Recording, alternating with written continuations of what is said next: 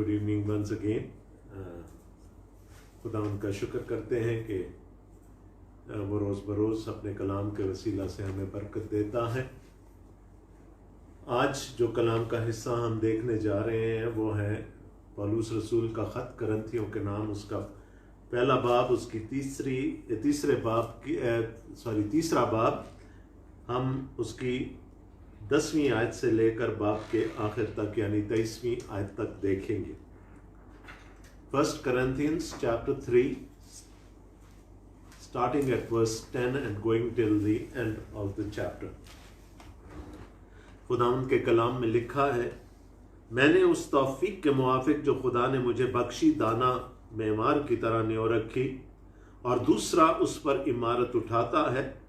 बस हर एक खबरदार रहे कि वो कैसी इमारत उठाता है, क्योंकि सिवा उस न्यो के जो पड़ी हुई है और वो यीशु मसीह है, कोई शख्स दूसरी नहीं रख सकता। और अगर कोई उस न्यो पर सोना या चांदी या बेशकीमत पत्थरों या लकड़ी या घास या भूसे का रिदा रखे तो उसका काम जाहिर हो जाएगा, क्योंकि जो दिन आग के साथ जाहिर होगा वो उस काम को बता देगा और वो आग खुद हर एक के काम को आजमा लेगी कि कैसा है। जिसका काम उस पर बना हुआ बाकी रहेगा वो अजर पाएगा, और जिसका काम जल जाएगा वो नुकसान उठाएगा, लेकिन खुद बच जाएगा मगर जलते जलते। क्या तुम नहीं जानते कि तुम खुदा का मक़दस हो और खुदा का रूह तुम में बसा हुआ है? अगर कोई खुदा के मक़दस को बर्बाद करेगा तो खुदा उसको बर्बाद करेगा, क्योंकि खुदा का मक़दस पाक है और वो तुम हो। कोई अपने आप को फरेब ना दे। अगर कोई तुमसे अपने आप को इस जहां में हकीम समझे तो बेवकूफ़ बने ताकि हकीम हो जाए, क्योंकि दुनिया की हिकमत खुदा के नज़दीक बेवकूफ़ी है। चुनाचे लिखा है कि वो हकीमों को उन्हीं की चालाकी में फंसा देता है, और ये भी कि खुदावंद हकीमों के ख्यालों को जानता है कि बातिल हैं। बस आदमियों पर कोई फ़ख्र ना करे, क्योंकि सब चीज़ें तुम्हारी हैं, ख्वा पौलुस हो, ख्वा अपुल्लोस, ख्वा कैफा, ख्वा दुनिया, ख्वा ज़िंदगी, ख्वा मौत, ख्वा हाल की चीज़ें, ख्वा इस्तकबाल की, सब तुम्हारी हैं और तुम मसीह के हो और मसीह खुदा का है। खुदा उनके पाक कलाम के पढ़े जाने पर उसकी बरकत हो, आमीन। पिछले चंद दिनों से हम पहले करंथियों के ख़त के उस हिस्से में से गुजर रहे हैं जिसमें पौलुस जो तफरके थे, जो डिविजन्स थी करंथिस की कलीसिया में, उनके मुतालिक बात कर रहा है। और जो लास्ट जो कल हमने देखा था, तीसरे बाब का पहले का हिस्सा, उसमें पौलुस रसूल ने डांटा था करंथस के लोगों को, करंथस की कलीसिया को, कि तुम अभी तक इमैच्योर हो, तुम अभी तक खुदावंद में बच्चे हो। और क्यों बच्चे हो? इसलिए कि तुम अभी खुदा के कलाम की जो सख्त ग़िज़ा है उसकी तरफ जा ही नहीं सके हो, तुम में अभी तक नापुख्तगी है। और उसका जो बीमारी है वो तो इमेच्योरिटी है। उसका जो सिम्टम है, जो ज़ाहिरी सूरत है, वो ये है कि तुम्हारे दरमियान तफरके हैं। और पौलुस ने आखिर में कहा था कि अपुल्लोस क्या चीज़ है या पौलुस क्या चीज़ है, हम दोनों तो खादिम हैं। असल में कलीसिया किसकी है? कलीसिया खुदा की है। उसने कहा तुम बेवकूफ़ हो कि तुम मालिक को छोड़कर खादमों के पीछे पड़ गए और तुमने खादमों के नाम पर पर्सनालिटी कल्ट्स बना लिए। और अगर मैं नवी आयत आपके सामने दोबारा पढ़ूं जिसको हमने कल देखा था, वाले कहे क्योंकि हम खुदा के साथ काम करने वाले हैं, तुम खुदा की खेती और खुदा की इमारत हो। कहा कि हम तो मजदूर हैं, हम तो किसान हैं जो खुदावंद के खेत में काम करते हैं, या खुदावंद की जो बिल्डिंग है, जो इमारत है, हम उसको बनाते हैं। अब चंद चीज़ें ऐसी हैं आज के हवाले में जिनको एक्सप्लेन करना ज़रूरी है। मैं हवाले के बीच में पहले जा रहा हूँ, क्योंकि उस चीज़ को अगर हम समझ लें तो बहुत सारी चीज़ें हमें खुद ब खुद समझ में आ जाएंगी। 16वीं आयत में लिखा है, क्या तुम नहीं जानते कि तुम खुदा का मक़दस हो और खुदा का रूह तुम में बसा हुआ है। अगर कोई खुदा के मक़दस को बर्बाद करेगा तो खुदा उसको बर्बाद करेगा, क्योंकि खुदा का मक़दस पाक है और वो तुम। Paul is talking in the plural, ठीक है, वो जमा का सीगा यहां पर इस्तेमाल कर रहा है और वो क्या कह रहा है, तुम खुदा का मक़दस हो। You are the temple. You are the temple of God. You are the tabernacle of God. And why is it so? It's because the Spirit of God resides within you.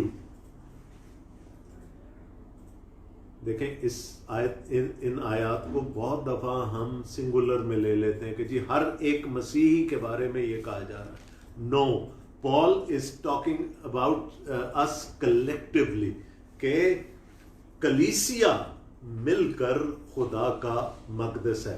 और ये वो थीम है जो पौलुस भी इसको बयान करता है और पतरस भी अपने खतों में इसको बयान करता है कि तुम वो जिंदा पत्थर हो जो मिलकर खुदा का मक़दस बनाते हैं। Now this is something to be understood.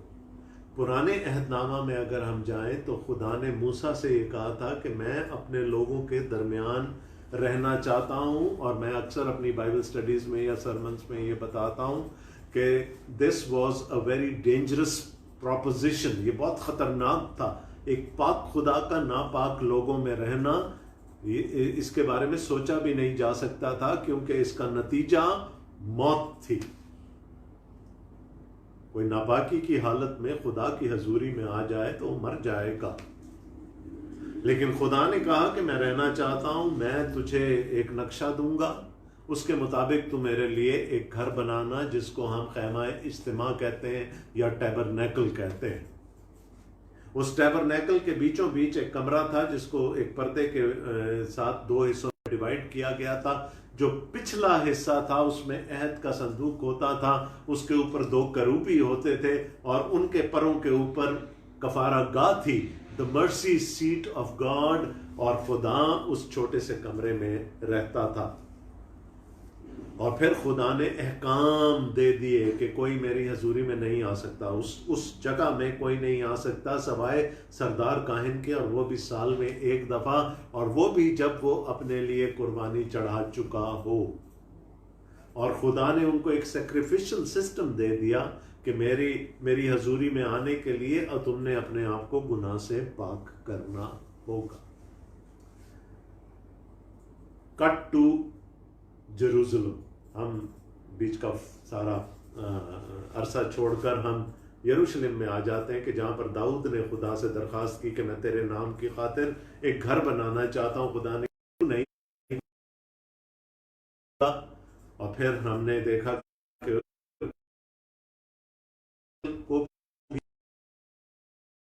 उसके अंदर भी वो पाक तरीन मकान था, होली ऑफ होली पर खुदा रहता था। उस मर्सी सीट के ऊपर वो बैठता था, कफारा गाह पर वो बैठा करता था। वो एक पत्थरों की बनी हुई इमारत थी। उससे पहले जो था वो पर्दों से बनाया गया था, वो खैमा इज्तिमा। इट यूज्ड टू टेम्पल, जो लोगों के साथ साथ सफर करते थे, तो खुदा उसमें सकूनत करता था। Now remember one thing, God only lived in the temple या tabernacle। अगर कोई आपसे ये कहे कि जी जब बाबुल की असीरी से लोग वापस आए और उन्होंने अपने लिए इबादत गाहें बनाई, हर जगह पर सिनागॉग्स बनाए, हर सिनागॉग में is not true। सिर्फ यरूशलेम की हैकल में।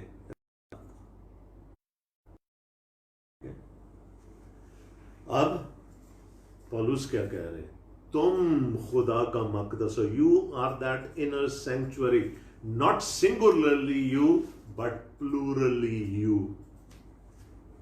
इससे पहले अमाल की किताब में अगर आप पढ़ें तो जब स्टिफनस तकरीर करने के लिए खड़ा हुआ था तो उसने बड़ी पते की बात की थी कि खुदा इंसान के हाथ के बनाए हुए घरों में नहीं रहता। मेरा चर्च, मैं एग्जांपल अपने चर्च की दे रहा हूं,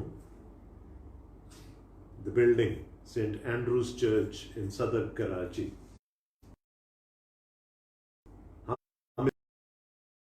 वहां पर कोई इबादत नहीं हो रही, क्या खुदा वहां रहता है? Question, does God live there? The answer, no. खुदा कब वहां होता है? जब हम सब वहां पर मिलते हैं। जब मिलती है तो फिर खुदा की हजूरी वहां पर होती है। We are the living temple of God. Church is the living, not the building. The church is the living temple of God. कोई हाथ की बनाई हुई इमारत नहीं है खुदा का घर। खुदा का घर है, अगर खुदा का मकदस है कोई, तो वो कलीसिया है। जब कलीसिया आपस में इकट्ठी होती है तो खुदा अपने रूह के वसीले से उनके दरमियान होता है। आजकल हम चर्चेस में नहीं मिल पा रहे, लेकिन अभी भी तो हम इकट्ठे हैं। हम एक जमात की सूरत में, चाहे कोई कहीं पर भी है। So at the moment we are the temple of God. ये बात याद रखने की है कि यहां पर सिंगुलर बात नहीं हो रही, प्लूरली बात हो रही है। क्योंकि आप देखेंगे कि बाकी के हवाले में जब हम जाएंगे तो वो प्लूरल ही को लेकर चल रहा है। तो वो क्या कह रहा है? क्या तुम नहीं जानते कि तुम खुदा का मकदस हो? नॉट द बिल्डिंग के जिसमें तुम मिलते हो। खुदा का मकदस तुम हो, और तुम मिलते हो। जहां भी मिलते हो तुम वहां पर मकदस बन जाता है। वहां पर खुदा फिर अपने लोगों के दरमियान आकर ठहर जाता है, बसता है। So church is the house of God. Church, not the building church, the congregation, जो कलीसिया है, जो हम हैं, हम सब मिलकर खुदा का मकदस है। और अगर कोई खुदा के मकदस को बर्बाद, देखें बिल्कुल बात वही हो रही। और अगर कोई खुदा के, ये नहीं कि कोई आके मुझे मार डाले तो तब खुदा का मकदस बर्बाद हो जाएगा। नो, वो लोग जिन्होंने पर्सनालिटी कल्ट्स बना लिए थे, जो कलीसिया को डिवाइड कर रहे थे फैक्शंस में, उनके बारे में पौलुस रसूल कह रहे हैं कि अगर कोई की आमाजगाह है, इसलिए अगर कोई इसको तबाह करने की कोशिश करेगा तो फिर अगर कोई खुदा के मकदस को बर्बाद करेगा तो खुदा उसको बर्बाद करेगा। कोई भी कलीसिया में डिविजन्स की बात करेगा, कलीसिया को तोड़ने की बात करेगा, खुदा उसको बर्बाद करेगा।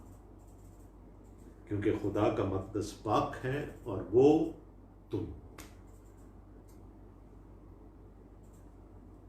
We, the Church of God, are the sanctuary of God. जब हम मिलते हैं तो फिर खुदा हमारे दरमियान आकर बसता है, खुदा का रूह हमारे दरमियान होता है, and then we become the house of God. We become the sanctuary of God.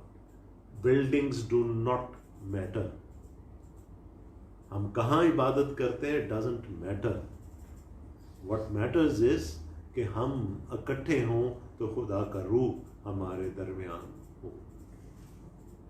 Now these are some strange things. बहुत सारी चीज़ों में हमें थोड़े से जोल्ट्स लगते हैं जब हम गहराई में जाकर सीखने की कोशिश करते हैं। आइए अब हम, चूँकि सेंट्रल हिस्सा अगर हमें समझ में आ जाए तो फिर बहुत सी दूसरी चीज़ें भी समझ में आ जाएंगी। वो कह रहा है कि उसने नवी आयत में कहा था, तुम खुदा की खेती और खुदा की इमारत हो। मैंने उस तौफीक के मुआफिक जो खुदा ने मुझे बख्शी दाना मेमार की तरह न्यो रखी, और दूसरा उस पर इमारत उठाता है। इससे पहले वो कह चुका है कि मैंने तो दरख्त लगाया था, अपलूस ने उसको पानी दिया। अब वो ये कह रहा है कि मैंने एक मास्टर बिल्डर की तरह, एक अच्छे मेमार की तरह मैंने तो बुनियाद डाली थी, लेकिन मैं तो आपके साथ ये रह नहीं सकता था हमेशा के लिए।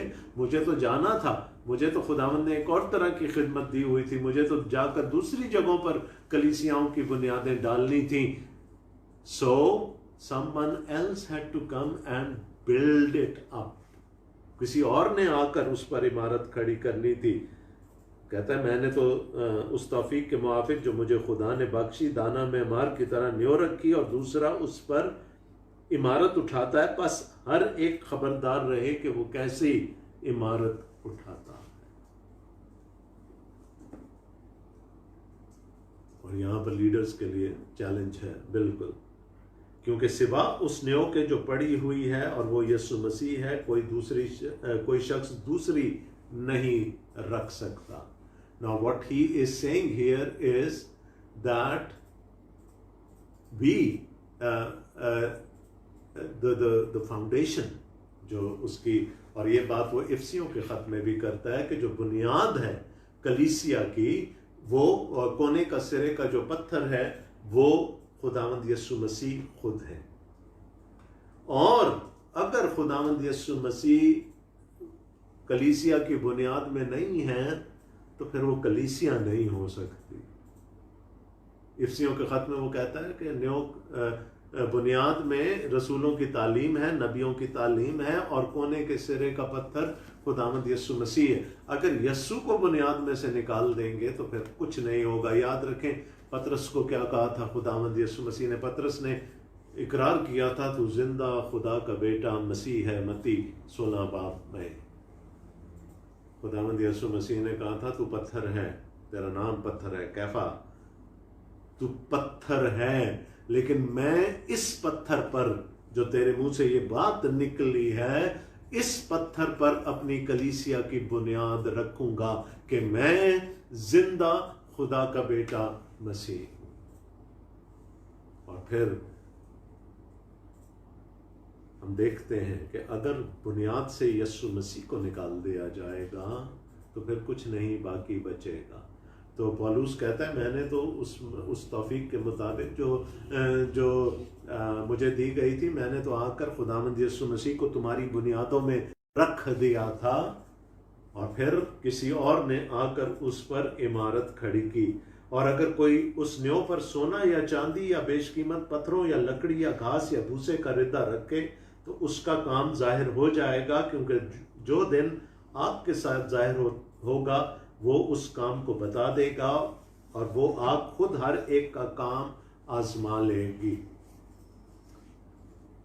ये खादमों का काम है, ये मेमारों का काम है कि उस बुनियाद पर जो यीशु मसीह है फिर इमारत, कलीसिया की इमारत को खड़ा करे। अब कोई कैसे खड़ा करता है? जाहिर है हर एक को जो ऐसी तौफीक मिली होगी वो उसी तरह मेहनत करेगा, लेकिन वो कह रहा कुछ तो होंगे जो सोने और चांदी की कलीसिया बनाएंगे, बेशकीमत बनाएंगे, या बेशकीमत पत्थरों या लकड़ी या घास या भूसे का रिदा रखे। लेकिन याद रखें कि वो काम आजमाया जाएगा। और किस दिन आजमाया जाएगा?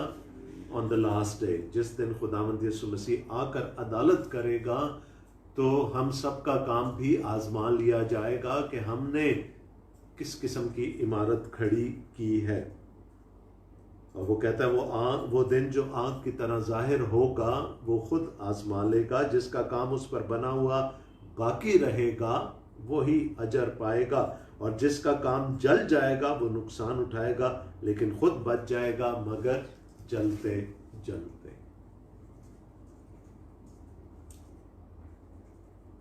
याद रखें बैक ऑफ द माइंड पौलुस के क्या चल रहा है? Divisions in the church. वो ये कह रहा है कि अगर तो सोने चांदी की इमारत खड़ी कर दी बेशकीमत पत्थरों से इमारत खड़ी कर दी तो फिर तो बहुत अच्छी बात है। लेकिन अगर कलीसिया में तफरके डालने की कोशिश की गई, पार्टीबाजी की कोशिश की गई, पर्सनालिटी कल्ट्स बनाने की कोशिश की गई, तो याद रखें कि फिर वो कायम नहीं रहेंगे। जब स्क्रूटनी होगी खुदा की तरफ से तो ऐसी चीज़ें कायम नहीं रहेंगे। और ऐसी चीज़ों के बारे में जब उसने पहले कहा था कि वो बर्बाद हो जाएंगे, उनके बारे में वो कह रहे हैं कि और जिसका काम जल जाएगा वो नुकसान उठाएगा। शायद बच तो जाएगा इसलिए कि वो मसीह पर ईमान रखता है, जलते जलते अदालत होगी और अदालत में सबका काम, सब खादमों का काम परखा जाएगा। आगे वो आयत हैं जिन पर हम पहले डिस्कशन कर चुके हैं। 18वीं आयत पे चलते हैं। कोई अपने आप को फरेब ना दे, अगर कोई तुम में अपने आप को इस जहां में हकीम समझे तो बेवकूफ़ बने ताकि हकीम हो जाए, क्योंकि दुनिया की हिकमत खुदा के नज़दीक बेवकूफ़ी है। चुनाचे लिखा है कि वो हकीमों को उन्हीं की चालाकी में फंसा देता है, और ये भी कि खुदावंद हकीमों के ख्यालों को जानता है कि बातिल हैं। बस आदमियों पर कोई फख्र ना करे, क्योंकि सब चीज़ें तुम्हारी हैं। फार्मूला क्या था? खुदा किनको चुनता है? खुदा कमज़ोरों को, नातवानों को, बेवजूदों को, हकीरों को, कमीनों को चुन लेता है। वो जिनमें इस जहां की हिकमत नहीं, वो हिकमत के दिल लुभाने वाली बातें नहीं होती। लेकिन पौलुस ने हमें यह भी बताया कि फिर वो हमें उस हालत में रहने नहीं देता, वो हमें अपनी हिकमत देता है और अपनी पाक रूह के वसीले से हमें अपनी हिकमत देता है। तो वो क्या कह रहा है कि अगर कोई दाना होना चाहे, अगर तुम में से कोई हिकमत चाहता है तो वो बेवकूफ बने। वो जिसको दुनिया बेवकूफी कहती है ना, सलीब के पैगाम को, उसको ले। तो जो सलीब के पैगाम को कबूल करेगा, दुनिया उसको क्या कहेगी? बेवकूफ है। और जब वो बेवकूफ खुदावंद में आ जाएगा और उसको खुदा का पाक रूह मिल जाएगा, तो उसको दानाई और हिकमत मिल जाएगी। But this is not according to, उसको खुदा की हिकमत मिल जाएगी। बस आदमियों पर, यही बात वो कह रहा है। अपलूस कौन है, पौलुस कौन है?